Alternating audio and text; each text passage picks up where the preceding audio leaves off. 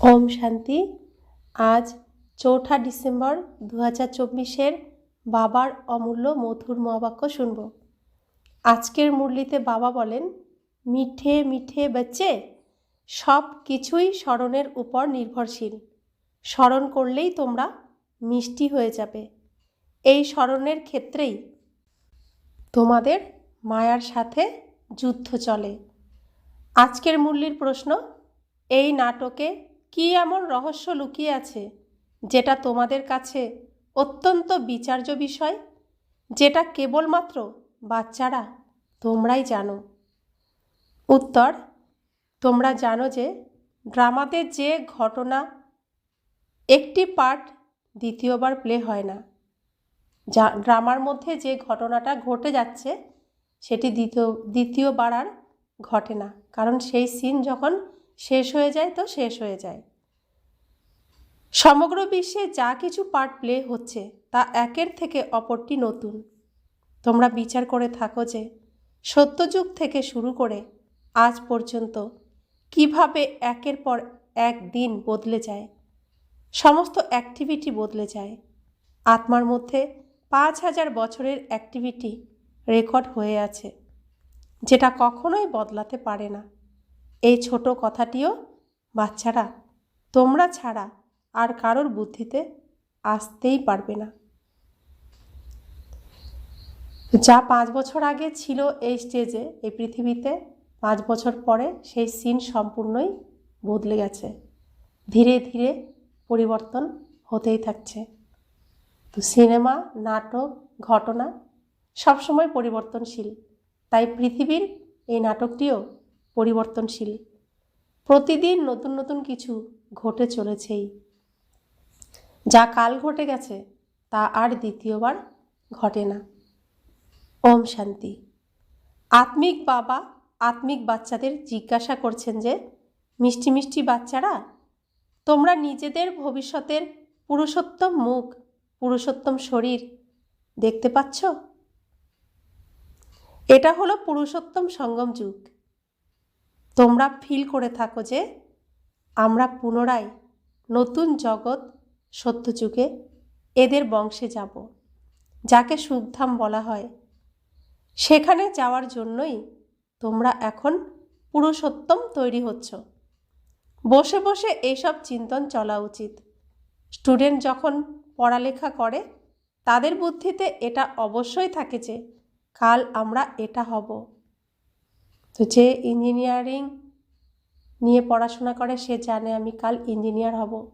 যে ডাক্তারি পড়াশোনা করে সে জানে যে কাল আমি ডাক্তার হব।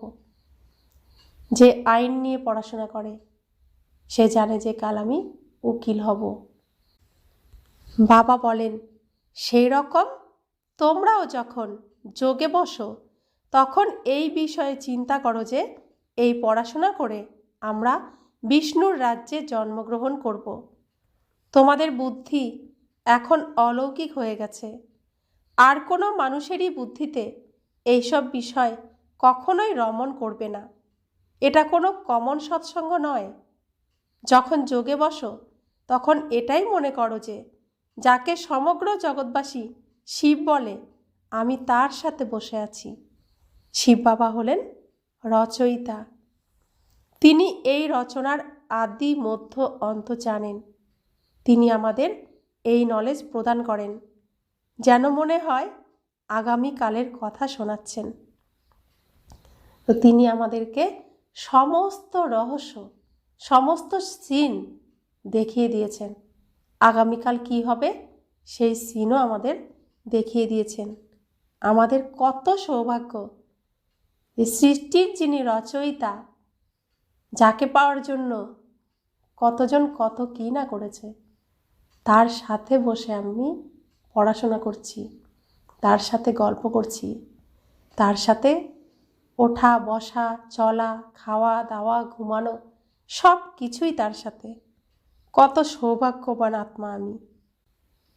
বাবা বলছেন, এখন এখানে বসে আছো, কিন্তু বুদ্ধিতে তো এটাই স্মরণে আছে না যে আমরা এখানে এসেছি রিজুভিনেট হতে, নবরূপে জন্ম নিতে, অর্থাৎ এই পুরানো শরীরকে পরিবর্তন করে দিব্য শরীর ধারণ করতে। আত্মাই বলে যে এটা হলো আমাদের পুরানো তমপ্রধান শরীর।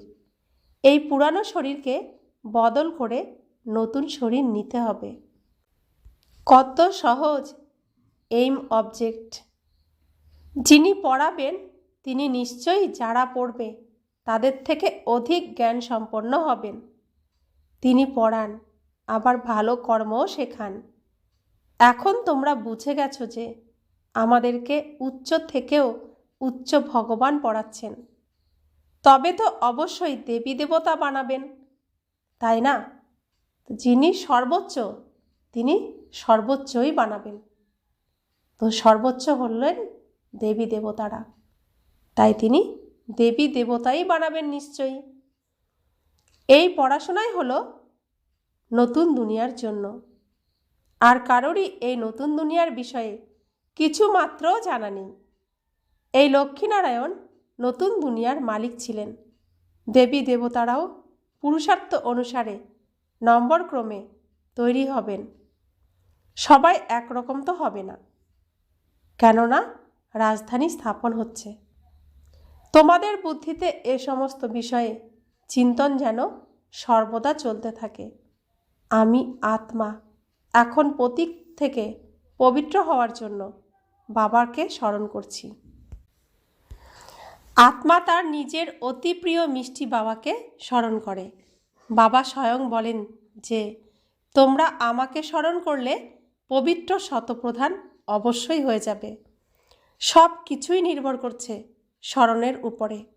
বাবা অবশ্যই জিজ্ঞাসা করবেন যে বাচ্চারা সারাদিনের মধ্যে আমাকে কতটা সময় স্মরণ করো? স্মরণের যাত্রাতেই মায়ার সাথে যুদ্ধ চলে। তোমরা এখন জানো যে যুদ্ধটা কেমন। এটা কেবল যাত্রা নয়, এটা সূক্ষ্ম যুদ্ধ। তাই যোগে বসে খুব সতর্ক থাকতে হবে। জ্ঞান শোনা বা বোঝার সময় যেন কোনো প্রকারের মায়ার ঝঞ্ঝাট না আসে। বাচ্চারাও বলে যে বাবা আমি তোমাকে স্মরণ করি, কিন্তু মায়ার একটা তুফানই আমাকে নিচে ফেলে দেয়। সর্বপ্রথম তুফান হলো দেহ অভিমানের, তারপর যথাক্রমে কাম, ক্রোধ, লোভ, মোহ আসে। বাচ্চারা বলে যে বাবা আমি অনেক চেষ্টা করি যাতে তোমাকে স্মরণ করার সময় কোনো বিঘ্ন না আসে, কিন্তু তবুও মায়া বিঘ্ন ঘটিয়ে দেয়। কখনো কখনো লোভের তুফান এসে যায়। আবার বাচ্চারা কখনো বলে যে বাবা আজ আমার স্থিতি খুব ভালো ছিল, সারাদিন কোনো তুফান আমায় বিঘ্নিত করতে পারেনি।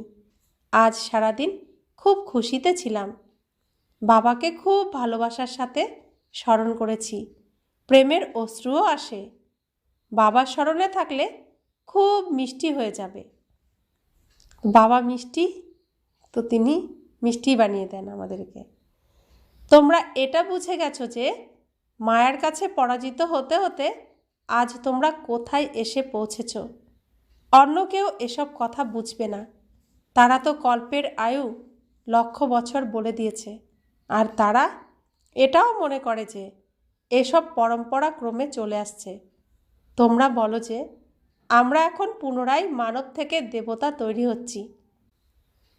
এই নলেজ বাবাই এসে প্রদান করেন। বিচিত্র বাবাই বিচিত্র নলেজ দেন। বিচিত্র নিরাকারকে বলা হয়। নিরাকার কিভাবে এই নলেজ দেন? বাবা নিজেই বুঝিয়ে বলেন যে কিভাবে এই তনে আসি। তবুও মানুষ বিভ্রান্ত হয় যে তিনি কি একমাত্র এই তনেই আসবেন। কিন্তু ড্রামাতে এই তনই নিমিত্ত হয়, এতটুকুও চেঞ্জ হতে পারে না। তো নন্দী তো একজনের শরীরেই আসেন না, ফিরিঙ্গিও একজন। এ সমস্ত কথা তোমরা ভালোভাবে বুঝে অন্যদেরকে বোঝাও। আত্মাই পড়াশোনা করে, আত্মাই কিছু শেখে বা শেখায়। আত্মাই হলো মোস্ট ভ্যালুয়েবল। আত্মা হলো অবিনাশী। তো বাবার কাছে আত্মা কত মূল্যবান, মোস্ট ভ্যালুয়েবল। তাই কত যত্ন করেন বাবা। আত্মা অবিনাশী, শরীর হলো বিনাশী। আমরা আত্মারা নিজের পরমপিতা পরমাত্মার থেকে রচয়িতা আর রচনার আদি মধ্য অন্তের 84 জন্মের জ্ঞান গ্রহণ করছি। নলেজ কে গ্রহণ করে? আমরা আত্মারা। তোমরা আত্মারাই জ্ঞানসাগর বাবার থেকে মূল বতন সূক্ষ্ম বতনকে জেনেছ। মানুষ এটা জানেই না যে আমাদের নিজেদেরকে আত্মা মনে করতে হয়। আমরাও আগে জানতাম না, আমরাও আগে নিজেকে শরীর মনে করতাম। তারা তো নিজেদেরকে শরীর ভেবে উল্টো ঝুলে রয়েছে, আমরাও উল্টো ঝুলে রয়েছিলাম, গাওয়াও হয়ে থাকে। আত্মা হলো সৎ চিৎ আনন্দ স্বরূপ, অর্থাৎ সত্য চৈতন্য এবং সবসময় আনন্দিত। পরমাত্মারই হলো সব থেকে বড় মহিমা। এক বাবার কত মহিমা! তিনি হলেন দুঃখ হর্তা, সুখ কর্তা। তোমরা মশা মাছি প্রভৃতির তো এত মহিমা করবে না যে তারা দুঃখ হর্তা, সুখ কর্তা, জ্ঞানের সাগর তারা। না, এই বাবারই মহিমা রয়েছে। তোমরা বাচ্চারাও হলে মাস্টার দুঃখ হর্তা, সুখ কর্তা। তোমাদের মধ্যেও এই নলেজ ছিল না, যেন বেবি বুদ্ধির ছিলে, শিশু বুদ্ধির ছিলে, বুঝতে না। তো বাবা বলছেন তোমরা মশা মাছি ইত্যাদি মহিমা তো করবে না যে তারা দুঃখ হরণ করে, সুখ প্রদান করেন। তারা দুঃখ হর্তা, সুখ কর্তা, জ্ঞানের সাগর। কার সাথে বুঝিয়েছেন এগুলো? কলিযুগে এমন এমন অনেক আত্মা একবারই আসে, নিজেদেরকে মহান আত্মা বলে, তারা তো মশা মাছির মতো আবার শেষ হয়ে যায়। তারা তো দুঃখ হরণও করতে পারে না, সুখ প্রদান করতেও পারে না। তো আমরা একদম শিশুদের মতো ছিলাম, অবুঝ, বুঝতাম না কিছুই। সেজন্য বাবা বলছেন তোমরা যেন বেবি বুদ্ধির ছিলে। ছোট বাচ্চাদের মধ্যে নলেজ থাকে না, আর না কোনো অবগুণ থাকে। সেই জন্য তাদেরকে মহাত্মা বলা হয়, কেননা তারা পবিত্র হতো। যত ছোট বাচ্চা ততই তারা ফুলের মতো, একেবারেই যেন কর্মাতীত অবস্থায় থাকে। কর্ম অকর্ম বিকর্ম সম্বন্ধে তাদের কোনো জ্ঞান থাকে না। সেজন্যই তারা হলো ফুল। সবাইকে নিজের প্রতি আকৃষ্ট করে, যেরকম এক বাবা সবাইকে নিজের প্রতি আকৃষ্ট করেন। বাবা এসেছেন সবাইকে নিজের প্রতি আকৃষ্ট করে সুগন্ধি ফুল তৈরি করতে। তো বাবা যেহেতু শরীর নেই, তিনি সদাই আত্মা, সবসময় আত্মা, তাই ছোট শিশুর মতো ভোলাভালা, ভোলানাথ।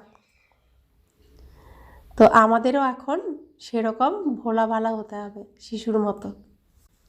যত ছোট্ট শিশু হওয়া যাবে ততই কর্মাতীত অবস্থা দিকে আমরা এগিয়ে যাব। তো বাবা বলছেন যে একদম ছোট্ট বেবি, ছোট্ট শিশুর মতো হয়ে যেতে হবে, এত সুগন্ধি ফুল হতে হবে যেন প্রত্যেকে আকৃষ্ট হয়। কেউ কেউ আবার দুঃখদায়ী কণ্টকই থেকে যায়। 5 বিকারে বশীভূত আত্মাদেরকে দুঃখদায়ী কণ্টক বলা হয়। প্রথম নম্বরের কণ্টক হলো দেহ অভিমানের, যার থেকে অন্যান্য কণ্টকের জন্ম নেয়। কণ্টকময় জঙ্গল খুব দুঃখ প্রদান করে, দেহ খুবই দুঃখ প্রদান করে, কারণ দেহ হলো কাঁটা, নেগেটিভ, আত্মা ফুল, পজিটিভ। তো আমি আত্মা এখন সম্পূর্ণ ফুটন্ত ফুল হতে হবে, কাঁটা সব পরিষ্কার করে ফেলতে হবে। কণ্টকময় জঙ্গল খুব দুঃখ প্রদান করে। জঙ্গলের মধ্যে বিভিন্ন ধরনের কণ্টক থাকে, সেজন্য একে দুঃখধাম বলা হয়। নতুন দুনিয়ায় কণ্টক থাকে না, সেজন্য তাকে সুখধাম বলা হয়। শিব বাবা ফুলের বাগান তৈরি করেন, আর রাবণ সেই বাগানকে কণ্টকময় জঙ্গলে পরিণত করে দেয়। সেই জন্য রাবণকে কণ্টকের ঝাড়ের মধ্যে জ্বালানো হয়, আর বাবাকে পুষ্পাঞ্জলি দেওয়া হয়। বাবা কাঁটার গাছকে কেটে কলম লাগিয়ে ফুল গাছ বানান, আর রাবণ ফুল গাছকে কেটে কলম লাগিয়ে ক্যাকটাস বানিয়ে দেয়, কাঁটা বানিয়ে দেয়। তো সেই জন্য রাবণকে এই কাঁটার মধ্যেই জ্বালানো হয়, আর বাবাকে ফুল দিয়ে ফুল অর্পণ করা হয়, পুষ্পাঞ্জলি দেওয়া হয়। বাচ্চারা, তোমরা জানো যে ড্রামাতে একই পার্ট দুইবার প্লে হতে পারে না। তোমাদের বুদ্ধিতে আছে যে সমগ্র দুনিয়ায় যে পার্ট চলছে তা একে অপরের থেকে নতুন। তোমরা ভেবে দেখো, সত্যযুগ থেকে শুরু করে আজ পর্যন্ত কিভাবে একের পর এক দিন বদলে যায়। 5000 বছরের এই অ্যাক্টিভিটির রেকর্ড আত্মার মধ্যেই ভরা রয়েছে। সেটা কখনোই পরিবর্তিত হয় না। প্রত্যেক আত্মার মধ্যে নিজের নিজের পার্ট ভরা রয়েছে।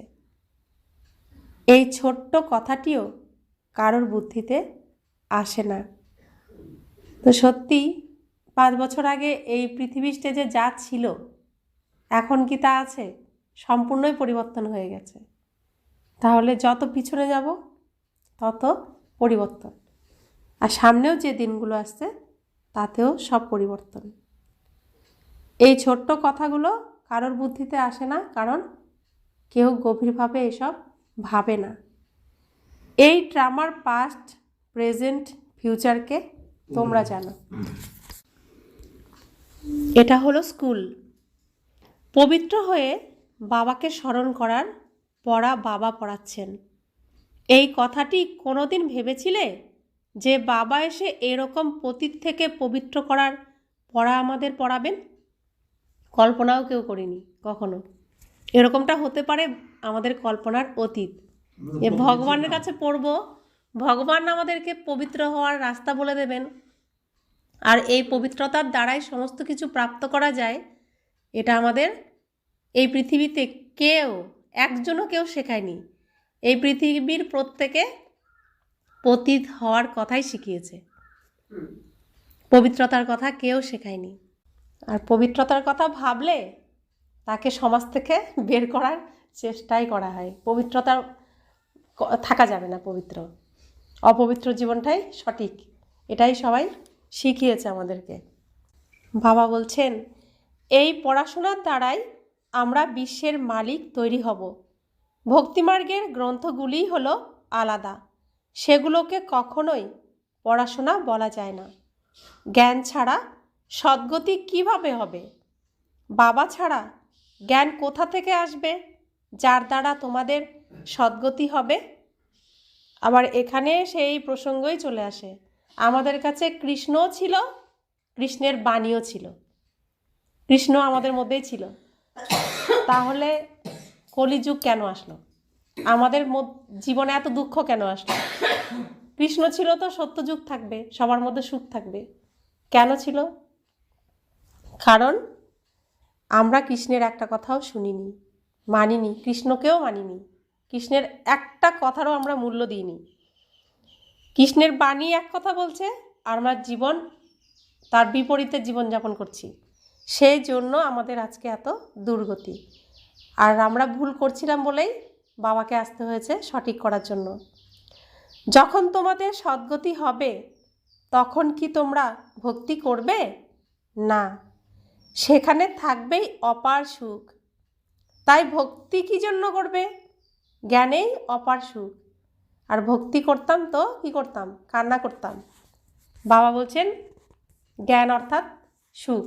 তোমার যাই হয়ে যাক, মুখে যেন হাসি থাকে। আর ভক্তিতে আমরা কি করতাম? যত চোখের জল ফেলবো তত বড় ভক্ত হব। আর বাবা বলছেন যত তুমি হাসবে তুমি তত বড় জ্ঞানী। তো পুরোই উল্টো। তাহলে জ্ঞান হলো সুখ, ভক্তি হলো দুঃখ। সেজন্য দুঃখের সিন হলো ওই ভক্তির সিন, রাতের সিন। রাত হলো ভক্তি, জ্ঞান হলো দিন। তো এগুলো সিন সিনেমার মধ্যে। তো সিনেমাতে দুটো পর্ব থাকে, শুরুতে সুখ শান্তিই দেখানো হয়, দ্বিতীয় পর্বে দুঃখ কষ্ট অশান্তি, আবার শেষে মিল। তো এই সিনেমাতেও, পৃথিবীর সিনেমাতেও তাই। সত্যযুগ ত্রেতা যুগ হচ্ছে সুখের সিন, দাপর কলিযুগ হচ্ছে দুঃখের সিন, সঙ্গম যুগ হলো মিলের সিন। তো বাবা বলছেন যে এখানকার জ্ঞান এখনই তোমরা প্রাপ্ত করো। সমস্ত জ্ঞান আত্মার মধ্যে থাকে। আত্মার কোনো ধর্ম হয় না। আত্মা যখন শরীর ধারণ করে তখন বলে অমুক ব্যক্তি এই ধর্মের।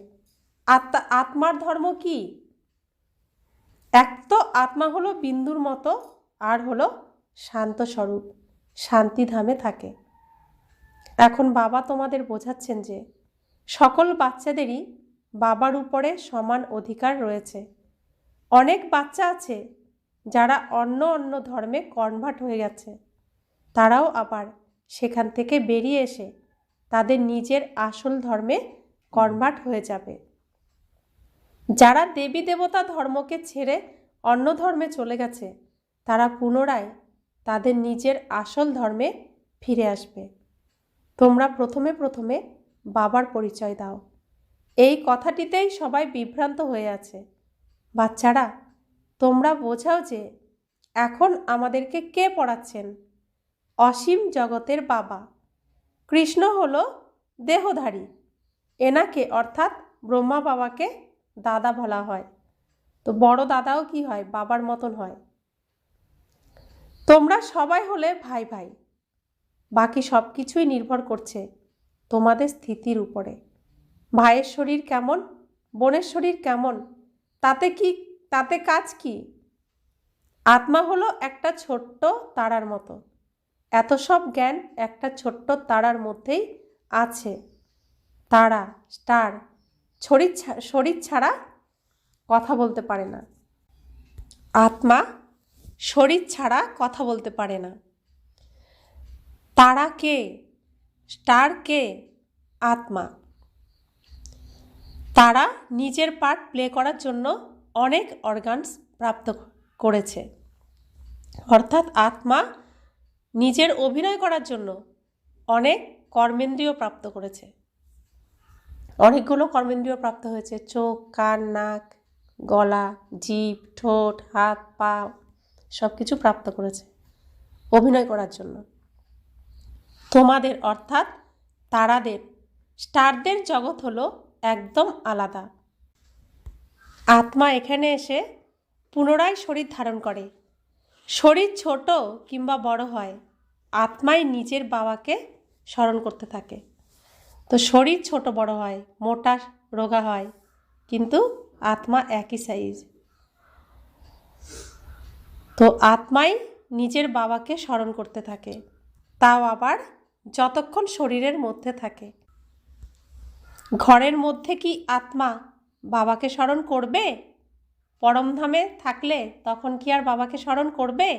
না, সেখানে কিছুই মনে থাকবে না। আমি কোথায় আছি?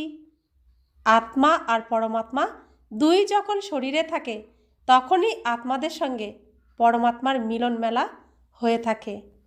গীত আছে যে আত্মা আর পরমাত্মা আলাদা ছিল বহুকাল।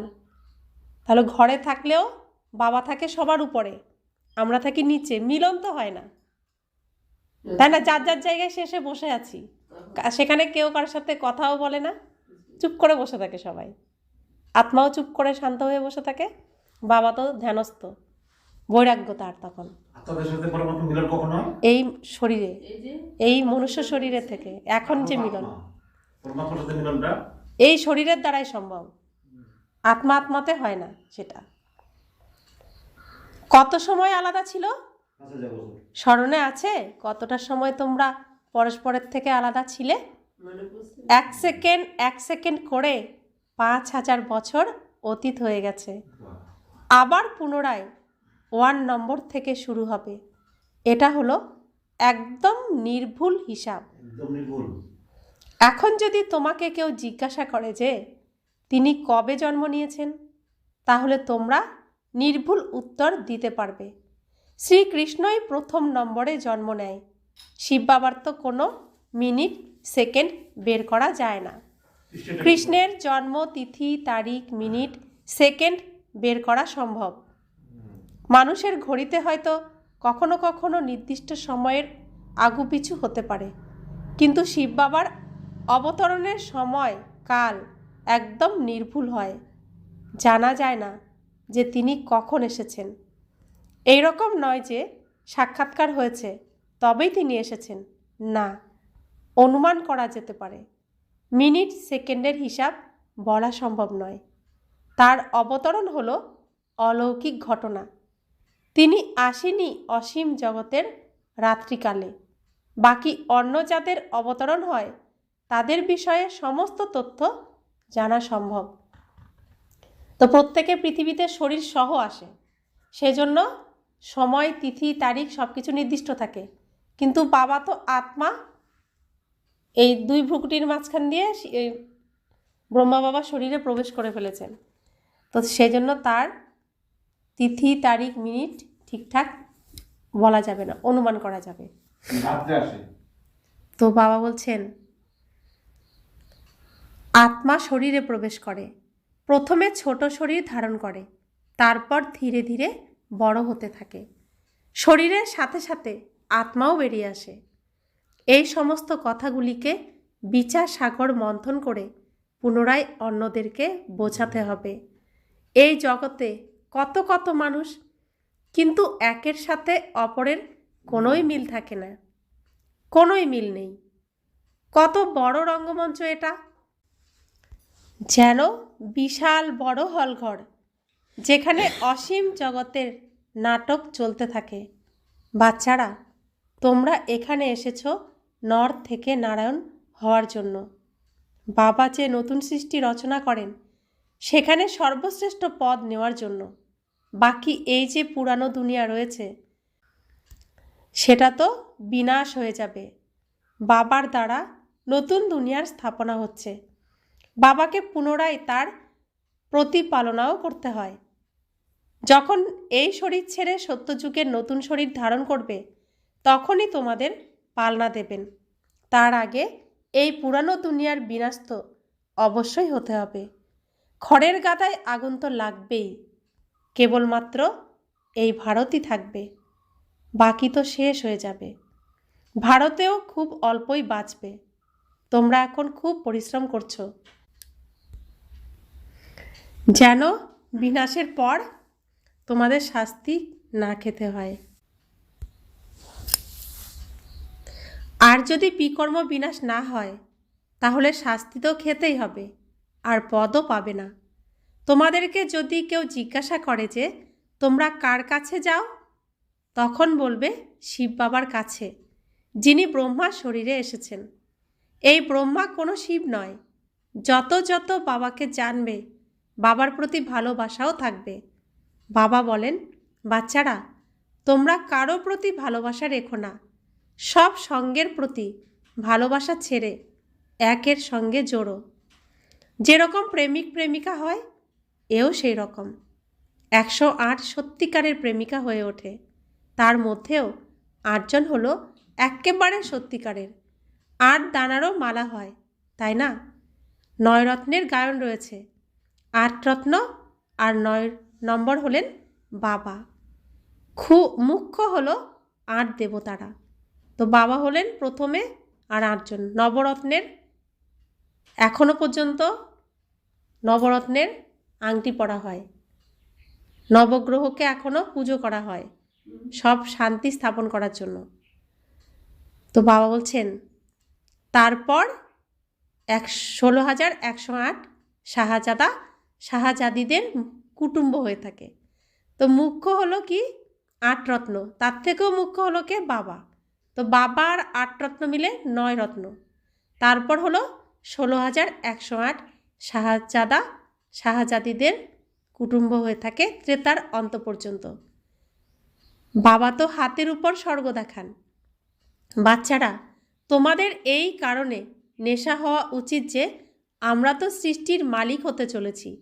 বাবার সাথে এরকম সওদা করতে হবে। বলা হয় কোনো বিরল ব্যবসায়ী এই সওদা করতে পারে। এরকম ব্যাপারই থোড়াই কেউ আছে।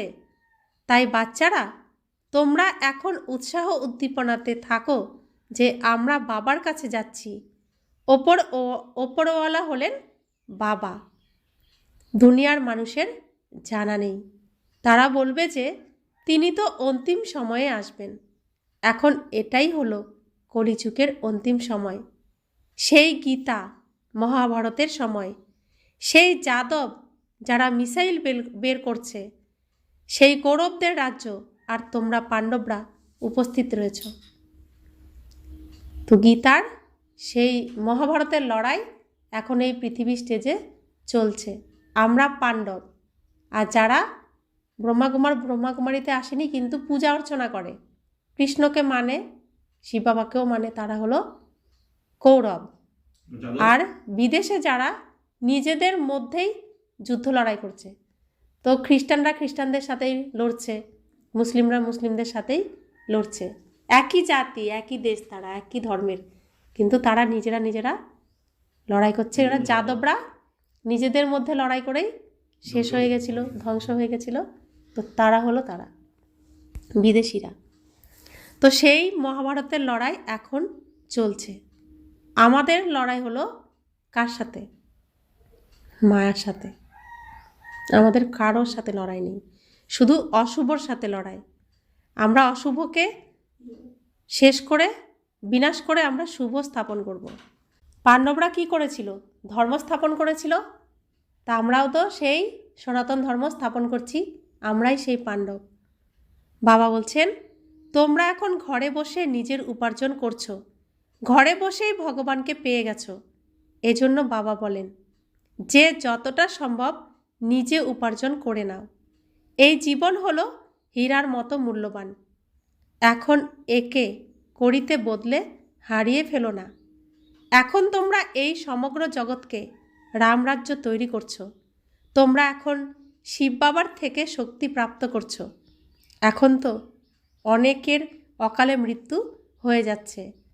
বাবা বুদ্ধির তালা খুলে দেন, আর মায়া বুদ্ধির তালা বন্ধ করে দেয়। এখন মাতারা তোমরাই জ্ঞানের কলস প্রাপ্ত করেছ। অবলাদের শক্তি প্রদানকারী হলেন তিনি। এটাই হলো জ্ঞান অমৃত। শাস্ত্রের জ্ঞানকে কোনো অমৃত বলা হয় না। তো শাস্ত্রের জ্ঞান হলো ছোট বাচ্চাদের যেরকম রূপকথার গল্প শোনানো হয়, ঠিক সেরকম। কারণ 2500 বছর পরে শাস্ত্রের গল্পগুলো শোনানো হয়। তো আমরা 2500 বছর পার করে তারপরে আসি, তখন শাস্ত্র রচনা হয়। 5000 বছর পূর্ণ হলো, তো জ্ঞান প্রাপ্ত করার মতো আমরা উপযুক্ত হলাম। তাই রূপকথার গল্পের পরে আমরা এখন স্কুলে ভর্তি হয়েছি। আর রূপকথার গল্প আর স্কুলের পড়া পার্থক্য আছে না?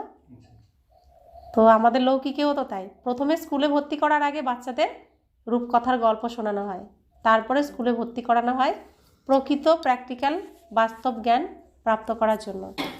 তো আমরাও শাস্ত্রের মাধ্যমে রূপকথার গল্প শুনে এসেছি। এখন প্রকৃত শিক্ষা, প্রকৃত জ্ঞান, প্রকৃত পড়াশোনা করছি। তো শিব বাবা এসে পড়াশোনা শেখাচ্ছেন, যেটাকে বলা হয় জ্ঞান। তো স্কুলে যেটা আমরা পড়াশোনা করতাম সেটাকেও বলা হতো জ্ঞান। তো সৃষ্টির স্কুলে আমরা সৃষ্টির পড়াশোনা করছি, সব থেকে উচ্চ ঈশ্বরীয় বিশ্ববিদ্যালয়ে। এখানে স্কুল আছে, বিদ্যালয় আছে, আবার বিশ্ববিদ্যালয়ও আছে। তো সব স্টেজ এখানে আছে। আর এখানে সব রকম সাবজেক্ট পড়ানো হয়। সম্পূর্ণ ইউনিভার্সের পড়া এই ইউনিভার্সিটিতে পড়ানো হয়। এর জন্যই নাম হলো ইউনিভার্সিটি, যেখানে ইউনিভার্সের পড়াশোনা করা হয়। अच्छा, मीठे मीठे सिखिला दे बच्चों प्रति माता पिता बाप दादा का याद प्यार और गुड मॉर्निंग। रूहानी बाप की रूहानी बच्चों को नमस्ते। हम रूहानी बच्चों की रूहानी माता पिता बाप दादा को याद प्यार, गुड मॉर्निंग और नमस्ते नमस्ते नमस्ते। शुक्रिया बाबा, शुक्रिया बाबा, शुक्रिया। ধারণার জন্য মুখ্য সার। কেবলমাত্র এক বাবার প্রতি আকৃষ্ট হয়ে সুগন্ধি ফুল হতে হবে। নিজের মিষ্টি বাবাকে স্মরণ করে দেহ অভিমানের কণ্টককে পুড়িয়ে দিতে হবে। তো দেখো, একদম বাস্তব কথা। কারো কারো এটা খারাপ লাগবে শুনতে। আমরা 3টের সময়, 2টোর সময়, 4টের সময় নিজের ঘরের মানুষের জন্য উঠি না? কেউ হয়তো ট্রেন ধরবে বা কোনো কাজে যাবে, উঠে তাকে সব ব্যবস্থা করে দিই না? তাহলে বাবা আমাদের কত কিছু দিচ্ছে, তার জন্য আমি করছি, আর বাবা আমার জন্য করছে, বাবার জন্য কেন উঠতে পারি না? তাহলে আকৃষ্ট কার দিকে হতে হবে? বাবার দিকে। তাই বাবা বলছেন কেবলমাত্র বাবার প্রতি আকৃষ্ট হয়ে সুগন্ধি ফুল হতে হবে।